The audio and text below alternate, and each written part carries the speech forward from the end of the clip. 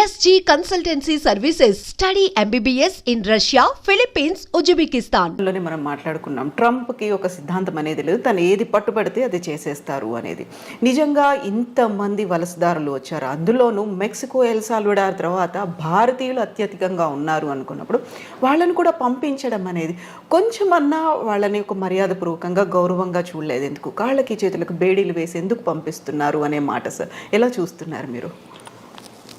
మన కోణ నుంచి చూస్తే పాపం ఏదో బతుకు తెరువు కోసం పోయారు, వాళ్ళని పంపించేటప్పుడు ఇంత అవమానించి పంపించాలని మనకు అనిపిస్తుంది. సహజం, అది సహజంగా దేశంలో కొంత ఆవేదన ఉంటుంది.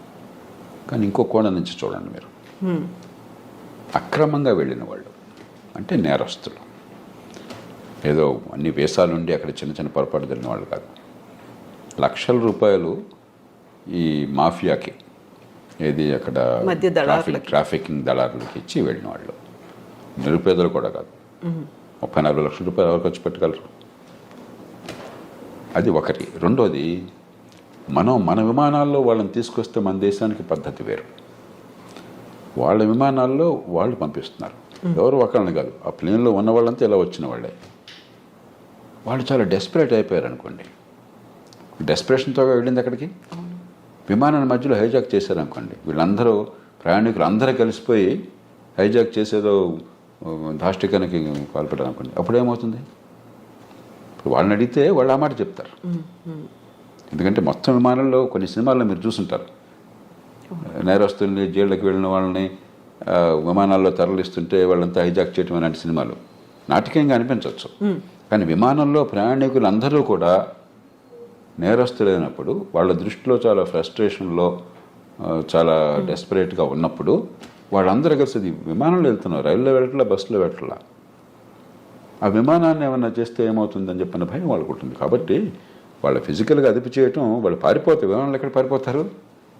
విమానంలో అందరూ కలిసి దాడి చేస్తే ఆ సిబ్బంది మీద, విమానాన్ని హైజాక్ చేసి ఎక్కడో సివిలియన్ ఏరియాలో క్రాష్ చేస్తానో, మరొకటి చేస్తానో, ఇంకోటి చేస్తానో ఏమవుతుందని చెప్పిన భయం వాళ్ళకు ఉంటుంది. అంచేత నా దృష్టిలో పరిష్కారం దానికి ఏంటంటే, ఈ చిన్న అంశానికి, నిజమైన అంశం ఇది కాదు. నిజమైన అంశం అక్రమంగా వెళ్ళే వాళ్ళని ఆపించాలి. మనం కూడా మన ప్రయోజనాల దృష్ట్యా. సక్రమంగా వెళ్ళే వాళ్ళకి నైపుణ్యంతో డాక్యుమెంట్స్ వెళ్ళే వాళ్ళకి ఇబ్బందులు లేకుండా ఉండేట్టుగా మనం వాళ్ళతో కూర్చొని ఏర్పాటు చేసుకోవాలి. అది నిజమైన అంశం. మధ్యలో ఈ కొన్నాళ్ళకి మందేస్తూ ఉన్నాళ్ళు గుడిపోయినట్టుగా ఈ చిన్న అంశం మొత్తం చర్చలు పక్కన పట్టిస్తుంది. కానీ దీనికి నా దృష్టిలో పరిష్కారం, మీరు మీ విమానాల్లో గౌరవంగా మాకు దగ్గర తీసుకోండి అని చెప్పంటే దొరకదు. ఈ ప్రశ్న సమాధానం మన దగ్గర లేదు. మనం హామీ ఇవ్వగలమా? విమానంలో కూర్చునే వాళ్ళంతా కూడా ఏ రకంగా లేకుండా చాలా మర్యాదగా ఉంటారని. మామూలుగానే విమానంలో ప్రయాణం చేస్తుంటే ఎయిర్ హోస్టెస్ మరొకకుండా చాలా అవమానిస్తుంటారు, అరుస్తుంటారు మన కల్చర్లో. అలాంటి కొన్ని సంఘటనలు చూస్తుంటాం. కాబట్టి మా విమానాల్లో మేము తెచ్చుకుంటాం. ఒకసారి మీరు మాకు అప్పు చెప్పాక వాళ్ళ బాధ్యత మాది అని మనం తీసుకుని అవ్వకండి. మనం సంఖ్యలు వేస్తామో వేయకుండా ఉంటామో అంత మన బాధ. అప్పుడు గొడవ లేదు. అలా పరిష్కారం ఆలోచించాలి తప్ప ఇది భారత్ను అమెరికాకి మధ్య యుద్ధంగా ఈ విషయాన్ని భావించకూడదు. ఉద్రేకంతో మనం సాల్వ్ చేయాలి. ఆ అవతల వాళ్ళ బాధ కూడా గురించి. మన దేశం నుంచి ఉదాహరణకి పాకిస్తాన్కు మరో దేశంలో నేరస్తుని మనం పంపించాం. మనం అమెరికా స్థాయి కాదు. ఆవిడ మన దేశంలో ఉండాలని వాళ్ళని కోరుకోవట్లేదు, కానీ బాగా ఇక్కడే ఉండాలని కోరుకున్నది వాళ్ళకి. అక్కడికి పోతే బీతి వెంటనే గందరగోళం ఉంది. మరి వాళ్ళని ఏదో రకంగా కట్టడి చేయకపోయినట్టయితే, విమానాన్ని వాళ్ళు పక్కదో పెట్టిస్తే ఏమవుతుంది? అంచేత మన విమానాల్లో మనం తెచ్చుకున్నట్టయితే ఇబ్బంది ఉండదు.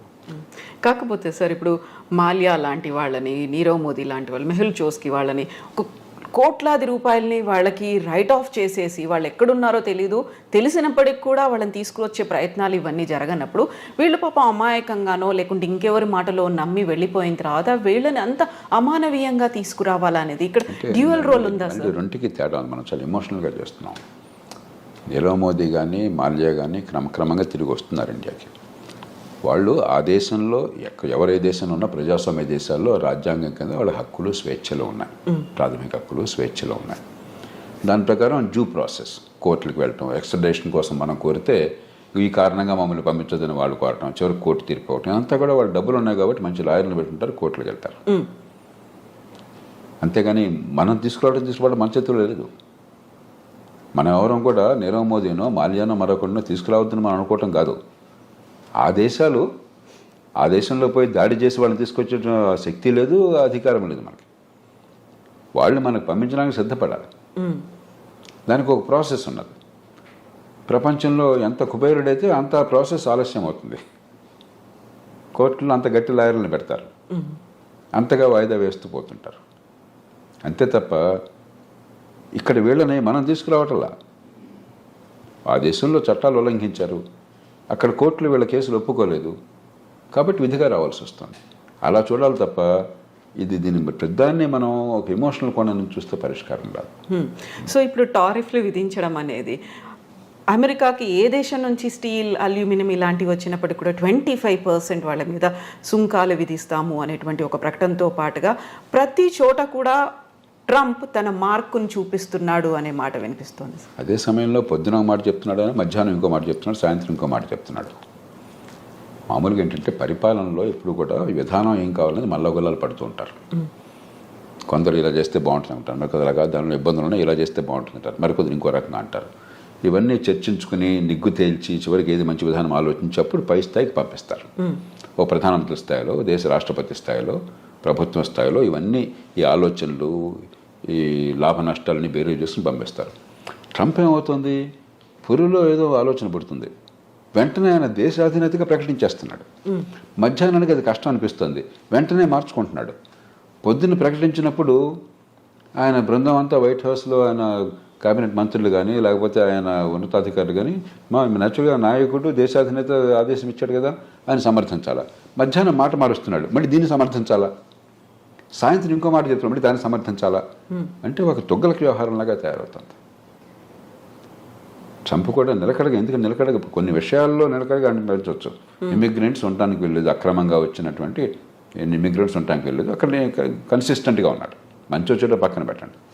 అలాగే మరికొన్ని విషయాలు, కానీ కొన్ని విషయాల్లో పొద్దున మధ్యాహ్నం సాయంత్రం ఒక్కసారి ప్రభుత్వం మాట 2-3 సార్లు మారిపోతుంది. అది ఏ దేశానికి మంచిది కాదు. విధానాలు లోతుగా ఆలోచించాలి, తొందరపడి నిర్ణయాలు చేయకూడదు, అన్ని రకాలుగా పూర్వాపరాలు పరిశీలించాలి. వినదగిన ఎవరు చెప్పినా అని చెప్పని మీరు ఏదనుకుంటున్నా దానికి వ్యతిరేకంగా చెప్పేవాళ్ళ మాట కూడా ఆలోచించి నిర్ణయం తీసుకోవాలి. తీసుకున్నాక నిలకడగా ఉండాలి. ఇప్పుడు ఆలోచించకుండా తొందరపడి నిర్ణయాలు, నిలకడ లేకుండా వెనక్కి వెళ్ళటం జరుగుతుంది. ఇప్పుడు జన్మతః పౌరసత్వం రద్దుకు సంబంధించి చేసినటువంటి అనౌన్స్మెంట్ అది ఏ దిశలో ముందుకెళ్తుంది అనుకుంటున్నారు సార్? అది జరగదు. ఆ దేశంలో కోర్టులు అంగీకరించవు, ఆ దేశంలో రాజ్యాంగం ఒప్పుకోదు, రాజ్యాంగాన్ని మార్చడం ఎవరి తరమో కాదు. అయితే ఒక్కటే అవకాశం ఉన్నది, ఇది సుప్రీంకోర్టు దాకా వెళుతుంది. బహుశా వెళితే సుప్రీంకోర్టు తీసుకోవాలనేది. మన దేశంలాగా ప్రతి కేసు సుప్రీంకోర్టు తీసుకోదు. అక్కడ కింద కోర్టులో దీన్ని ఆపేశారనుకోండి, సుప్రీంకోర్టు తీసుకోకపోవచ్చు అసలు. మన దేశంలో ప్రతి చెత్త చెదారం ప్రతి కేసు వెళ్ళిపోతుంది సుప్రీంకోర్టుకి. అక్కడ అట్లా ఉండదు. ఏడాదికి 100 కేసులు చూస్తారంతే. వాళ్ళు ముఖ్యం అనుకున్నాయి, మిగతావన్నీ అప్లికేషన్ పెట్టి మాత్రం కోర్టుకు తీసుకురావాలి. ఊరికే డాకెట్ షీట్ నిండిపోతుంది, కోర్టుకు వేరే పని ఉండదు.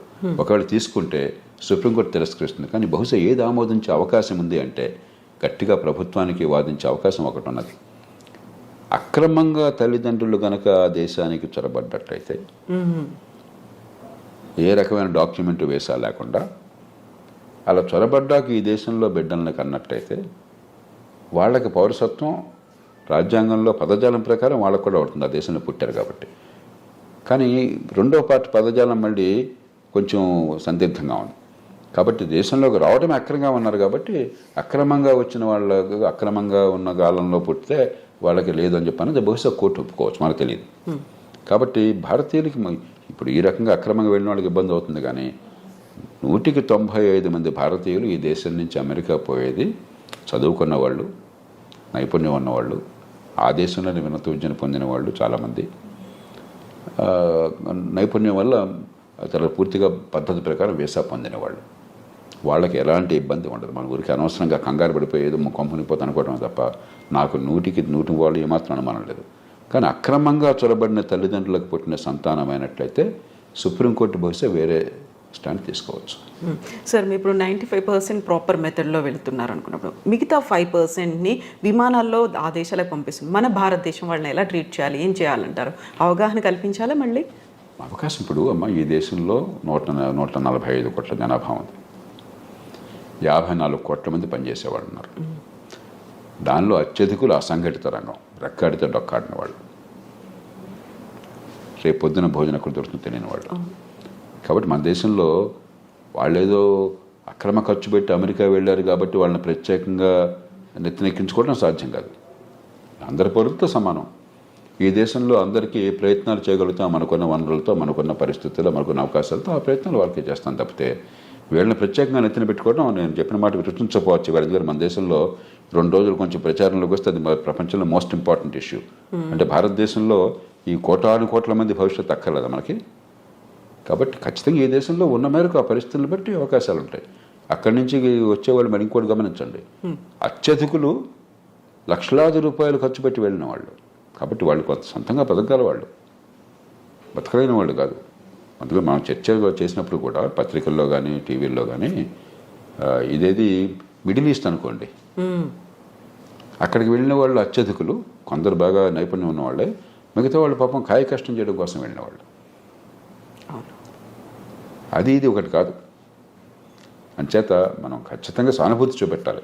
అంతేగాని మిగతా అన్ని వదిలేసి వీళ్ళ కోసం ప్రత్యేకంగా ప్రభుత్వాలు చేయమంటే మిగతా ప్రజలంతా ఏంటి? ఈ దేశంలో ఒక భేద దేశం, కోట్ల మంది అసంఘటితంగా ఉన్నారు. 185-90 మంది నెల జీతం లేనటువంటి కష్టపడి పనిచేస్తున్న వాళ్ళు, రెక్కాడి దగ్గర డొక్కాడిన వాళ్ళు. అందరి సంగతి పట్టించుకోవాలి ప్రభుత్వం. అందరితో పాటు తప్ప అందరికంటే ఎక్కువగా నెత్తిన పెట్టుకోవడం సాధ్యమూ కాదు, అవసరమూ లేదు. సో ఇప్పుడు మోదీ విజిట్ అనేది ఉంది సార్, రెండోసారి మా రాష్ట్రపతి అయిన తర్వాత వెరీ ఫస్ట్ టైం మీట్ అనేది ఉంది. ఏం జరుగుతుంది సార్? ఏమేమి ఎక్స్పెక్ట్ చేయొచ్చు మనం? ఇప్పుడు 3 విషయాలు. ఒకటి, ఇవన్నీ పక్కన పెడితే పార్టీ ఏదన్నా ఒకటి అమెరికాలో భారత్కి అమెరికాకి చాలా విషయాల్లో ఏకాభిప్రాయం ఉన్నది, ఉమ్మడి ప్రయోజనాలు ఉన్నాయి. అందుకనే వ్యూహాత్మకమైన ఒప్పందం, స్ట్రాటజిక్ అలయన్స్ అంటున్నాం. ఎందుకంటే చైనా ఒక పెద్ద భూతంలా కనిపిస్తుంది, వాళ్ళకి భూతం మనకి భూతం, వివిధ కారణాల వల్ల. ఆ నేపథ్యంలో దాన్ని మరింత సంఘటితం చేయడం, బలోపేతం చేయడం. రెండోది, ఇవన్నీ ఒక రకంగా చిన్న చిన్న సమస్యలు, పెద్ద సమస్యలు కాదు. మనకేదో పేపర్లో హెడ్లైన్స్ ఉంది కాబట్టి అనిపిస్తుంది, కానీ ఒక 10,000 మంది 20,000 మంది అక్రమంగా చొరపడిన వాళ్ళని తిరిగి పంపించడం అనేది లార్జర్ కాంటెక్స్ట్లో చాలా చిన్న సమస్య. అమెరికాలో బహుశా 50 లక్షల మంది భారతీయులు ఉన్నారు. 10,000 మంది 15,000 మంది లక్ష ఏంటి అసలు? వాళ్ళంతా అధికారికంగా చట్టబద్ధంగా దేశాలతో వెళ్ళిన వాళ్ళు. కానీ ఇలాంటి చిన్న చిన్న ఉంటాయి. ఇవన్నీ కూడా పరిష్కారం ఉభయతారకంగా కొంత ప్రయత్నం చేయడం. కానీ కీలకమైనది ఏంటంటే వాణిజ్యం, అంతర్జాతీయ వాణిజ్యం. భారతదేశానికి అమెరికాతో మిగులు ఉన్నది, కానీ పెద్ద మిగులు లేదు. పెద్ద మిగులు ఉన్నది అమెరికాకి కెనడాతో ఉన్నది, అంతకంటే ఎక్కువ మెక్సికోతో ఉన్నది, చైనాతో, మెక్సికోతో, కెనడాతో ఉన్నది. వియట్నాంతో దాదాపు $62 బిలియన్ మిగులు ఉన్నది. చిన్న దేశం, గోచిపాత దేశం. మంది 60 బిలియన్ డాలర్లు, మంది $30 బిలియన్ అంతా మిగిలింది మనకి, భారత్కి. అమెరికా ఒక్కటే పెద్ద దేశం, మనకి అసలు మిగిలి ఉన్నది. తగ్గించాలని ఒత్తిడి ఉంటుంది. అందుకనే మన బడ్జెట్ కూడా కొంత మనం దిగుమతి సుంకాలు తగ్గించే ప్రయత్నం చేశాం. ఉభయతారకంగా ఆయన మనసును గుర్తిరిగి కాస్త ఆయన్ని ప్రసన్నం చేసుకోవటం, అదే మన ప్రయోజనాలను కాపాడుకోవటం.